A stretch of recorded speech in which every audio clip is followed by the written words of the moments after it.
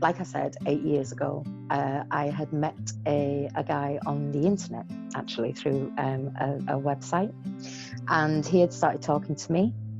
He had no photographs on there, and when I questioned him about the photographs, he said that he would send me one, but he sent me a photograph that was very dark and I really couldn't see anything. But we carried on having a conversation, and he would ask me more and more questions about what I was looking for, the type of man that I wanted, and I was quite open and I gave it all. He then, over a period of time before we met, he would message me over and over with all the things that he knew I was looking for. So it was very easy because I was projecting this needy kind of woman, uh, that he was able to kind of like coax me into meeting him. So I did. I came to London. I lived in a different town then, so it was about 300 miles away. So I came to London and I met him. And although he wasn't really my type, I thought his personality and who he was amazing. He would say all the right things, do all the right things. So we met, and eventually we got into a relationship. He came up to my hometown, which was Barrow-in-Furness. He came up there, and he would come up there regularly and stay. And he was there one weekend, and my children were at their father's house. So he came and stayed this one weekend. But during that weekend, he was drinking, and he was smoking, and he was just getting more and more drunk. And I'd noticed that as he got more drunk, and he was texting his ex-girlfriend, I believe, and I questioned him about it, and he said that it was about his daughter, and then he threw a plate for no reason. He just threw a plate across the room, and he told me to shut up and get out of his face. So Wow.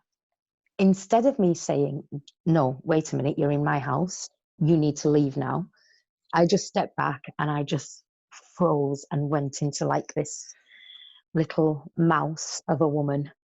So I started to pick everything up, and I said to him, it's okay, it's fine. And I was backing down to him constantly. On the inside of me, I knew that there was something there in my head that kept saying, why are you doing this? But I was very scared of what reaction I might get as well. Mm. Plus, I didn't want him to walk out and then that was it, another failed relationship. So a couple of days later, he then got angry again, and he was drinking, and he was texting, and I had a dog at the time, and he picked up my dog. She was only small. He picked up my dog, came into the lounge where I was sitting. He was in the kitchen, and he said he was going to cut her ears off. No. So I know. So you can imagine, this is, she was a part of my family. So I grabbed my dog really quickly, and I just held her, and I said 7 words, and those 7 words are the things that changed my life basically forever. And I said to him, why are you being such a bastard? And I don't know what made him flip in his head, but he grabbed the dog, threw her on the side, grabbed me by my hair, and he dragged me to the front door, locked the front door, and then started to drag me up the stairs with my hair. So he's got my hair like this, he's dragging me up the stairs. He got me into my bedroom. He took the phones, he locked the bedroom, he locked all the doors and everything in the house. He had a knife with him. So he pushed me down on the bed, and he started to just rip off whatever clothes I was wearing, my t-shirts, and I think I had pajamas on actually, and he ripped everything off. Oh, And Nadine. my heart was pounding, thinking, I don't actually know what he's going to do. Like, I was crying, stop, why are you doing this? His eyes just seemed to go like red, like he was so angry. He then held the knife up against my face, and he said to me that he was going to burn my house down, but he was going to cut my eyelids off first so that I could watch it happen. Oh my God. He didn't, so it's okay. Well, you look like you have your eyelids. It's just terrifying. I still have them. So he wore me down in the beginning by the whole fear. Like, I didn't even know what he was going to do. This man was going crazy. And he basically, that lasted for 8 hours. But during that 8 hours, he repeatedly punched me over and over. And he kept saying, do you know what a bastard is? A bastard is someone that doesn't have a dad. I had a dad. And listen, whatever issues he was going through, he took them out on me that night. And he beat me just constantly. Didn't touch my face. Now, the reason why I know he didn't touch my face was because it was all calculated in his head. He knew what he was going to do. Had he have touched my face, people would have seen it, and that would have just backfired on him. So he didn't. So it was my entire body. But I was black and blue, and he was lighting up cigarettes, and he kept putting them out on my body. He was just putting cigarettes out. So I was screaming, crying. I was trying to punch him back. But although he was a very slender build, he was a cage fighter. So he had me on a lockdown on the bed where I couldn't actually move. And then he put his knees over my arms so that I couldn't even punch him anymore. He carried on burning me with cigarettes, and we heard a beep outside the house. And then I heard a knock at the door. And I was thinking, okay, this is like he's going to stop. So he made me open my bedroom window, and he had the knife against me at the back of me. And he said, you tell her to go away. And it was actually my friend who had come to see if I was in. So she's shouting from her car, why are you not opening the door? And I said, no, I'm tired. I'm going to go to sleep. And I'm looking at her like do something. And I can't say the words because, he had a knife right up against my back. So she got a little bit confused, didn't really know what was going on. And she said, okay, fine. So she got in the car and she drove off. The funny thing is that I lived next door, but 1 to 2 police officers as well. So I lived in an area where I could have been protected, but nobody knew.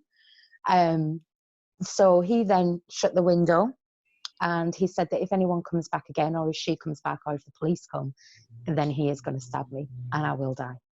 So I kept my mouth shut.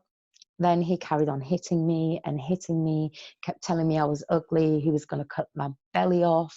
He was going to cut into my face to cut the ugly out of me. And the more he went on, the more powerful he seemed to get. The more powerful he got, the happier he seemed to get. So he started laughing while he was doing it. And then he held my right eye open, and he put a cigarette out in my right eye. I have no idea how I'm not blind, but I'm not blind. But he put a cigarette out in my right eye. So my eye it didn't swell up, but it was completely full of water. I mean, it was burnt. He'd taken that top layer off. So he then, I begged him to stop. I was begging him, and then I gave up. I completely gave up. I just laid there, and I thought, if you're going to do it, just do it. It was 8 hours of just being constantly hit, beaten, slapped, burnt with cigarettes. I had a knife. He put the knife up against my neck and just pierced in slightly. Didn't actually go in, but pierced in, which I really did think he was going to definitely kill me then. So he, and then after 8 hours, his phone rang, and that was the end of it. Whoever it was on the other side of the phone said to him, because I heard, because he was on top of me, and he said, I'm going to kill this bitch. And whoever it was that was on the other side of the phone basically saved my life, because they said, I think they were saying, she's not worth it, don't do this, whatever it was. So when he hung up on the phone, he just sat back, he looked at me, and I had tears rolling down my face. And I was just lying there covered in blood and burns, and, and I was aching, like my entire body was I was just limp. And he said, well, I love you because I didn't kill you. Gross. And it was in that moment, right there that I realized I actually had more power than he ever did. What happened was he needed me. He needed to feed off me. He needed his validation as a man, or whatever you want to call it. He needed to be able to feed off me. So for every punch and for every laugh that he gave, and that was what he needed. He was feeding off me. But I actually never needed him, not for anything. And that's when I realized that I was a lot more powerful than he would ever be, because he would constantly be looking for someone or something that would make him feel bigger. And I never needed that. And that was the moment I had the aha moment, while I'm lying on my bed, bloody and bruised and battered and burned. And that was the moment that I just thought, I've got more power than I actually knew. I mean, he's left me with a lot of scars. He burst a lot of blood vessels in my legs, which have now rose to the surface, and you can't really get rid of them. So there's a reminder, but I think because I realized in that aha moment that I had to do something about this, and I had to go and find a way of becoming the woman that I should have been, I've just got to the point where I actually don't look at them and feel anything anymore.